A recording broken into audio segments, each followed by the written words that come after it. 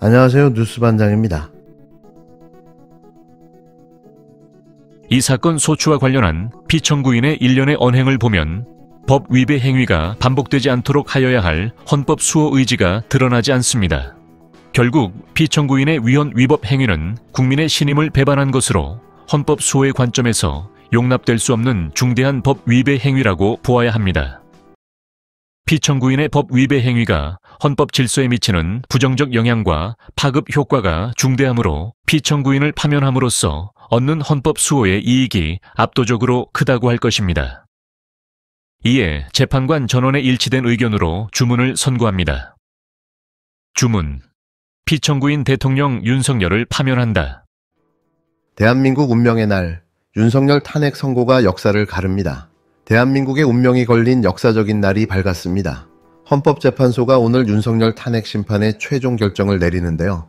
민주주의를 파괴하고 헌정을 유린한 윤석열에게 정의의 심판이 내려질지 국민의 뜻이 제대로 반영될지 온 국민이 숨죽이며 지켜보고 있습니다. 지난해 12월 3일 윤석열은 대한민국 역사상 최악의 폭거를 저질렀는데요. 비상계엄을 선포하며 국민을 적으로 돌려 스스로 군주가 되려 했던 그날 이후 123일이 흘렀습니다. 그리고 오늘 그에 대한 법적 심판이 내려지는데요.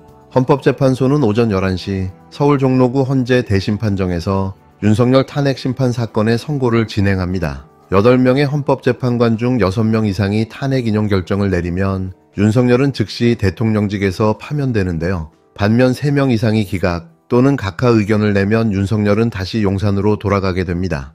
이번 탄핵 선고는 전국적으로 생중계되며 전국의 시민들이 이를 지켜볼 예정인데요. 대구 동성로와 광주 5.18 민주광장에는 대형 스크린이 설치됐고 국민들은 거리에서 가정에서 그리고 교실에서 이 역사적 순간을 함께하게 됩니다. 대한민국의 운명이 판결 한마디로 갈라질 오늘, 그 누구도 이 순간을 외면할 수는 없는데요. 윤석열은 탄핵 심판 변론기일에는 직접 참석하며 정치적 쇼를 벌였지만 정작 선고가 내려지는 오늘은 모습을 감추고 말았습니다.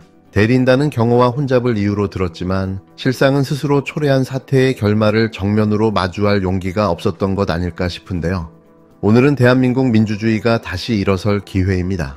윤석열 탄핵이 인용된다면 이는 국민이 만들어낸 정의의 승리이자 대한민국이 다시 헌법의 질서를 되찾는 날이 되는 거죠. 반대로 탄핵이 기각된다면 민주주의는 다시금 위기에 빠지고 국민의 분노는 걷잡을 수 없이 커질 텐데요. 설마 그럴 일은 없을 거라 생각하고 또 생각해봅니다. 사실 일어날 수도 일어나서도 안 되는 일인 거죠. 이건 그냥 상상 속 노파심일 뿐입니다. 대한민국이 다시 민주주의의 길로 돌아갈지 아니면 독재와 폭정을 용인할 것인지 오늘의 결정이 대한민국의 미래를 가르게 될 텐데요. 운명의 시간이 다가오고 있습니다. 이번 내용은 홍준표, 윤석열 부부 동반 회동 또한 명태균 씨가 성사를 했다는 내용이고요. 조금 더 충격적인 내용은 그 과정에서 홍준표 대구시장과 관련된 총리직 흥정 내용까지 담아져 있습니다. 이 해당 내용은 김한정 회장이 강혜경 씨에게 얘기하는 내용입니다. 홍준표가 어떻게 하는 줄 알아? 강수자? 윤석열한테 내 한동훈이 없애줄 테니까 내 국무총리 주고 내각의 저기 장관도 임명권은 나한테 주죠. 그런데 한동훈이 없애줄게 대구시장 갖다 버리고 그런 놈만 사낸다니까. 네, 이렇게 그 총리직과 관련된 흥정 내용까지 들어있는 녹음이 나왔습니다. 육성 너무 충격적이지 않습니까? 홍준표 부부와 윤석열 부부가 만나는 자리는 어떻게 성사되었던 것인지 윤석열, 김건희 두 분이 답변하십시오. 홍준표 부인 두 분이 답변하십시오.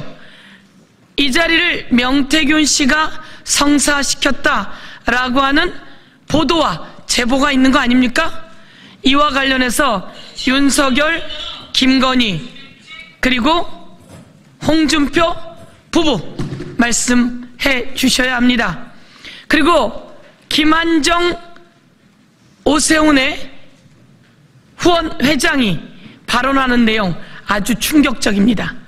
한동훈을 없애버린다고요? 윤석열 대통령의 가장 가까운 신복 한동훈 아니었습니까? 근데 언젠가부터 한동훈 없애는 프로젝트가 진행되고 있었던 것은 만천하의 국민이 다 알고 있었고, 김건희의 문자 일십 논란으로 온 세상이 알았습니다. 그런데 이런 내용을 홍준표가 한동훈을 없애겠다고 했다니 꼭 세상에 낱낱이 알려져야 합니다. 끝내는 비상계엄 되던 날 한동훈을 제거하기 위해서 이재명을 체포하고 한동훈을 체포하고 우원식을 체포하고 이런 지시가 있었던 거 아닙니까?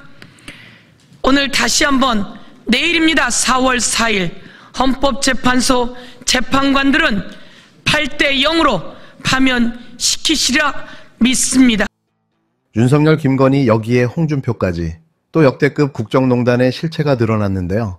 홍준표 대구시장이 한동훈을 제거해주는 대가로 총리직을 요구했다는 의혹이 제기됐습니다. 명태균 게이트의 실체가 전방위적으로 확대되고 있는데요. 대체 관여한 국힘당 정치권 인사가 없을 정도입니다. 또 대형 권력 스캔들이 터졌는데요. 이번에는 홍준표와 윤석열이 총리직 흥정을 했다는 충격적인 의혹이 제기됐습니다.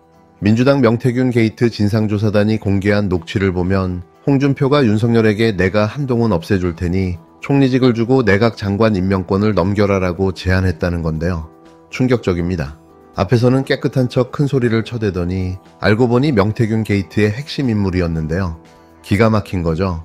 이게 사실이라면 국정농단도 이런 국정농단이 없습니다. 국민이 부여한 인사권을 사적인 거래 대상으로 삼았다면 박근혜 최순실 게이트를 뛰어넘는 헌정유린인데요.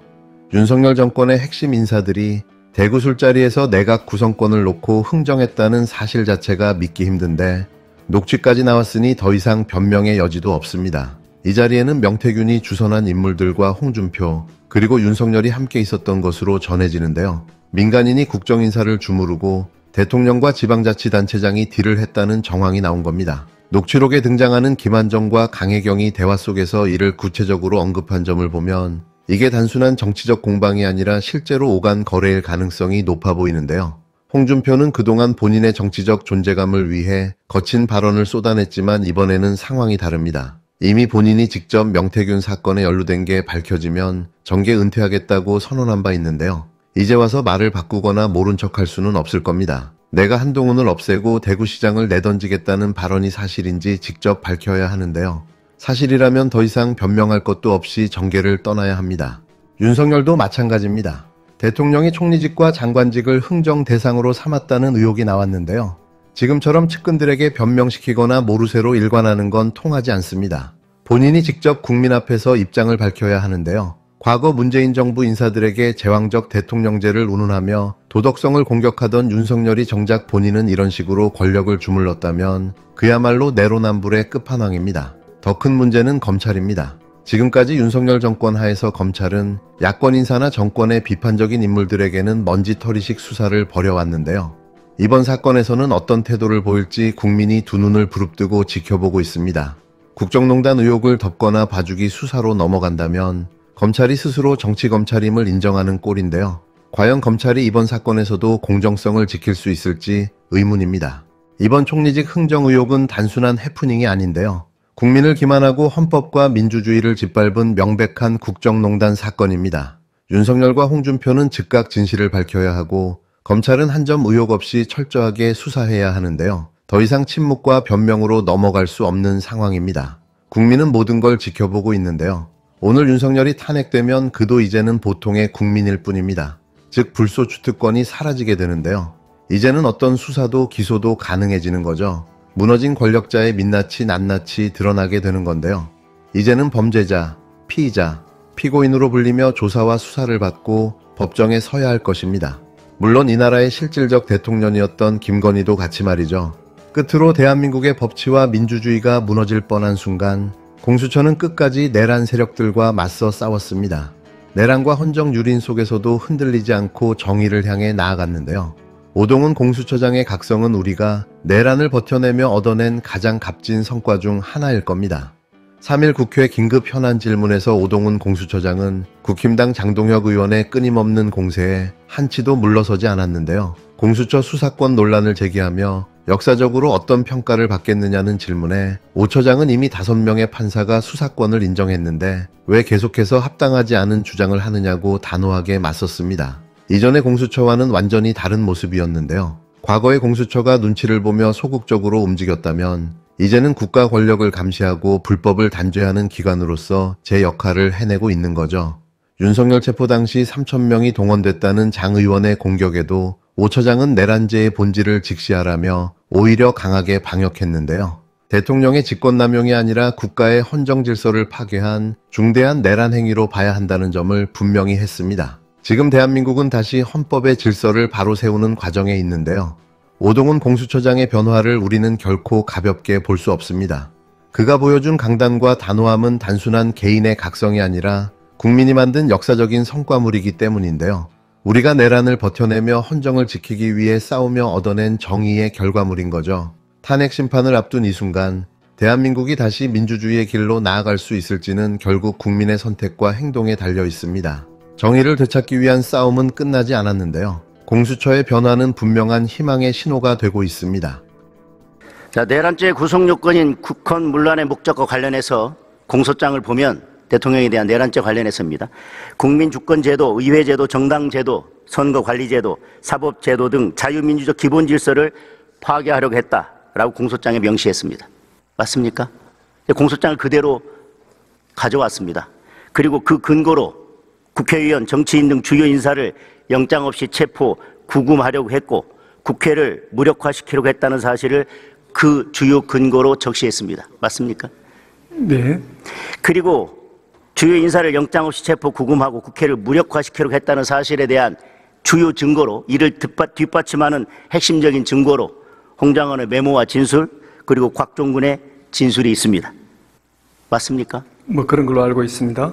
중요한 증거고 핵심적인 증거입니다. 맞습니까? 네.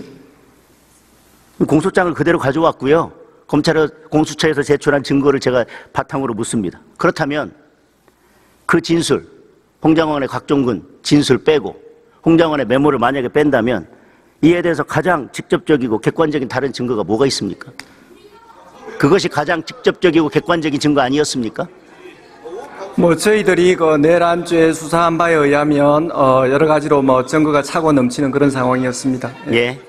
자, 만약 내란죄에 대한 공수처의 수사권이 없다고 최종 결론이 난다면, 자, 수사권이 없다고 계속해서 저희들이 문제 제기를 했습니다. 그런데 수사를 진행했고 체포 구속까지 했습니다. 그런데 지금 법원에서도 수사권에 문제가 있다고 해서 구속 취소를 했고요. 최종적으로 본안에서도 그렇게 결론이 난다면 공수처가 3,000명을 동원해서 헌법기관이 현직 대통령을 불법으로 체포한 것은 결과적으로 어떻게 평가받아야 됩니까? 공수처장님. 의원님, 그에 관해서 제가 간략하게 말씀드리겠습니다.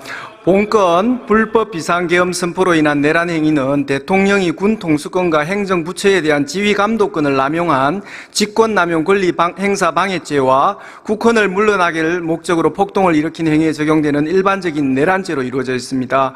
법정형에 있어서는 내란죄의 사형 무기징역이 정해져 있어 직권남용죄보다 무겁기는 하나 통상의 내란죄에 더하여 직권남용죄가 중요한 부분을 차지하는 범죄이고 직권남용죄가 내란죄에 포함되는 그런 관계가 아닙니다. 예, 공수처장님. 의원님께서 예, 공수처장님, 자꾸 사건에 대해서 말씀하시는데 전제 자체가 잘못된 소장님, 부분입니다. 전제 자체가 잘못된 게 아니라 제가 구속 취소 사건에서 구속이 취소됐고 그 재판부에서 공수처의 수사권에 대해서 의문을 제기했기 때문에 그 의문이 합당하고 본안재판에서 결국은 수사권이 없다고 밝혀진다면 3,000명을 동원해서 체포한 그 행위는 어떻게 평가받아야 되냐고 물었습니다. 구속은 취소됐습니다. 그리고 재판부에서 수사권에 의문이 있다고 한 것도 기정사실입니다. 의원님, 저의 견해를 말씀드리는 것이 아니라 서울 예. 서부지방법원과 서울중앙지방법원의 5분의 판사님에 의해 가지고 수사권이 명확하게 인정된 사안입니다. 그 부분에 대해서 참 지났는데 자꾸 그 말씀하시는 것이 너무 말씀이 합당하지가 않습니다. 네.